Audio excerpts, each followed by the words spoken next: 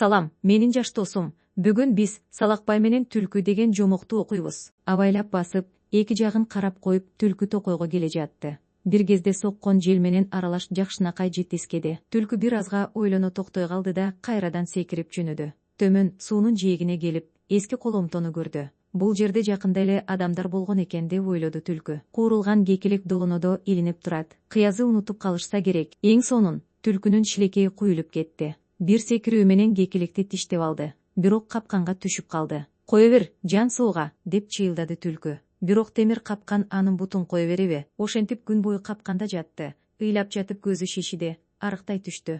Эртең менен Салакбай мергенчи келди. Түлкүнү көрүп мындай деди: "Жакшы болгон экен Түлкүм, эми териңди сыйрып алабыз, базарга алып барып сатабыз. Бир түлкүнүн териси менен баймак белең", деди Түлкү. "Кыязы Түлкүм, териңден ажырагың келбей турат окшойт", деди да Салакбай Түлкүнү таягы менен качырып калды. "Жан сууга, мени өлтүрбө, мен сага мал, аппак боз үй, сулуу аял таап берем", деди Түлкү эпилдеп. "Тилиңе тибиртке чыккыр, тилиң таттуу, бирок жүрөгүң ачуу. Салакбай, сен менден амалдуусуң. Эгер мен сени алдасам, баары бир мени кармап аласың да, теримди тирүүлөй сыйрып аласың. Болуптур", деди Салакбай макул болуп. "Бир жолу Түлкүгө ишенип коеюн", ошентти да Түлкүнү кое берди. Түлкү жүгүргөн бойдон талаадагы байга барды. Анын үйүнө келип айтты: "Салакбайга кызыңды бер". "Макул, бирок ал көп калың төлөшү керек". "Болот, бирок калың үчүн жырткыч хайвандарды беребиз". "Ага деле макулмун. Мага 50 түлкү, 50 карышкыр, 50 күрпөң козу алып келгиле". "Куп болот", деди Түлкү. "Убада ошондой болсун", деди бай. "Эми Түлкүм, сени эмне берип конок кылсам, сен кымызды ичпейсиң да.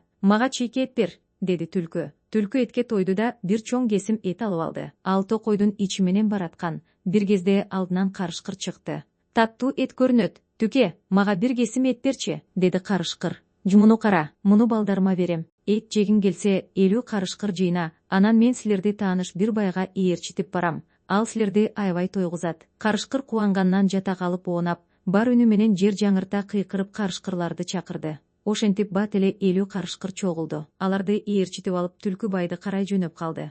Үйгө жакын келгенде Түлкү кыйкырды: "Темир дарбазаңды ач. Карышкырлар киргенден кийин жакшылап сыйлаганды унутпа". Бай карышкырларды темир коргондун ичине киргизди да, кудаларды сыйлашты да унуткан жок. Түлкү аябай тойду да, чоң кесим эт алып алды. Талаада жайылып жүргөн койлорго барды. Аларды алдап байга айдап келип берди. Мындан кийин түлкүлөрдү жыйноо үчүн токойду карай чуркады. Аларга барып: "Менин досумдун үйлөнүү той болот. Ал 10 күнгө созулат. Ким барса да, эшик ачык, эт мол болот". Ошентип ал байга 50 түлкүнү ээрчитип келди да, өзү күйөө балага жөнөдү. Түлкү Салакбайга келип, боло турган той жөнүндө айтты. Салакбай күңгүрөнө улутунуп коюп муну айтты: "Мен кантип колуктумдун үйүнө барам? Кийимдерим жыртык, белек сатып алууга акчам, минип бара турган атым да жок. Мен сага бул чөлкөмдө жок кийим кийгизем". Ошентип Түлкү жалбырактар менен гүлдөрдөн Салакбайга кийим тигип берип, экөө жөнөп калышты. Байдын үйү суунун боюнда болчу. Түлкү менен Салакбай таң эрте байдыкына келишти. "Сен сууга жакын тур, мен кыйкырайын. Кыйкырыкты угуп эл боз үйдөн чыкканда, сен сууга жата калып сүзүп жөнө",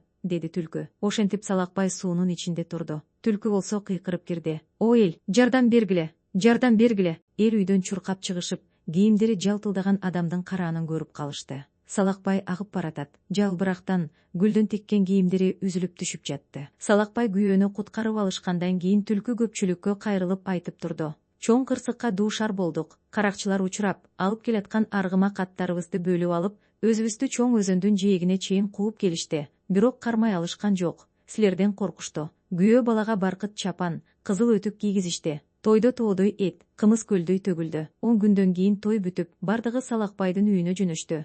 Ушул учурда күйөө бала аябай коркуп кетти. Түн бою тоого качып кеткиси да келди. Бирок Түлкү муну айтты: "Ким кымыз ичпесе, ал күйөө боло албайт. Мындан ары биз жакшы жашайбыз". Салакбай жаш келинчеги, анын ата-энеси жана башка коноктор менен үйүнө жөнөштү. Түлкү болсо алдыга кетти. Жолдо келе жатып чоң короо кой көрдү. "Бул койлордун ээси ким?" деп сурады койчудан. "Ажыдар", деп жооп берди койчу. "Силерге бир кырсык болгон турат", деди Түлкү кейимиш болуп. "Эмне болуп кетти? Тетиги чаңды көрдүңбү? Алар бул жакка келе жаткан баатырлар. Ажыдар алардын душманы. Ошентип Ажыдар менен кошо силерди да өлтүрөт". Койчулар эмне кылаарын билишпей делдирип калышты. Ошондо Түлкү аларга мындай деди: "Коркпогула, бул койлор Салакбайдыкы дегиле. Ошондо силерге тийбейт". Түлкү Ажыдардын жылкылары жайылып жүргөн жакка жөнөдү. Аларды кайтарып жүргөн адамдарга: Койчуларга айткан сөздү айтты. Койчу жылкычылар бир ооздон мал Салакбайдыкы дешип жооп берип жатышты. Коноктор Салакбайдын малын көрүшүп, анын ушунчалык чоң бай экендигине таң калышты. Анын минген аты да укмуштай сонун. Алар өздөрүнчө ар нерсенин башын чатып курсант. Салакбай болсо өзүнүн кедей экенин билип койсо,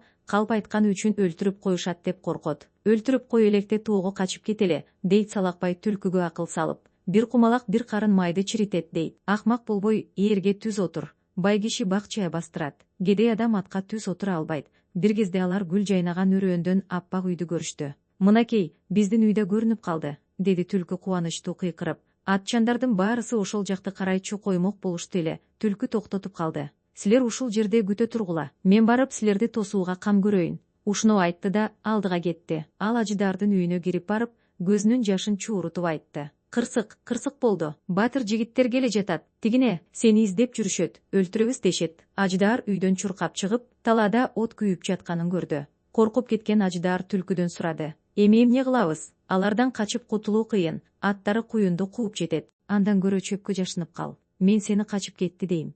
Ажыдар чөпкө жашынгандан кийин түлкү ага от коюп жиберди. Салакбай жана анын жанындагы адамдар үйдүн жанынан чыккан чоң отту көрүшүп чаап келишти. Түлкү аларды кол куушура тосуп алып, кымыз ичүүгө чакырды.